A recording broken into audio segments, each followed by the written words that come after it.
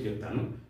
ఆ ఇంపార్టెంట్ ముద్రలు చేసి శాంతాసనం వేస్తే ఈ ఫర్గెటింగ్ మర్చిపోవడం, అది మెమరీ ఇంప్రూవ్మెంట్ అవ్వడం, అంటే అన్ని బాగా గుర్తుంచుకోవడానికి ఈ ముద్రలు ఉపయోగపడతాయి.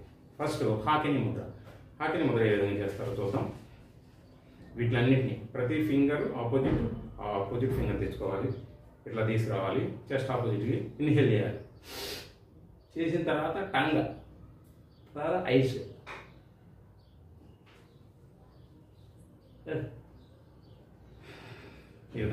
ఇట్లా చేసిన తర్వాత ఇన్హేల్ చేసిన తర్వాత ఫస్ట్ టంగ్ ఇక్కడ గమ్ టచ్ చేయాలి, తర్వాత ఐస్ ఓపెన్ చేయాలి, పై ఆకాశం వైపు చూడాలి. తర్వాత వచ్చేటప్పుడు ఐస్ డౌన్ చేయాలి, టంగ్ డౌన్ చేయాలి, స్లోగా గాలి వదలాలి. జాగ్రత్తగా చేయాలి. మళ్ళీ చూపిస్తున్నాను. ఇన్హేల్ ఆపోజిట్,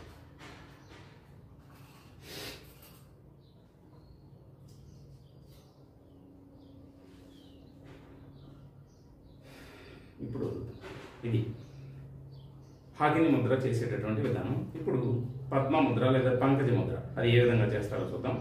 రెండు ఆపోజిట్లు తెచ్చుకోవాలి, చెస్ట్ ఇట్లా పెట్టుకోవాలి, ఇలా అంటే పద్మం లాగా పంకజం.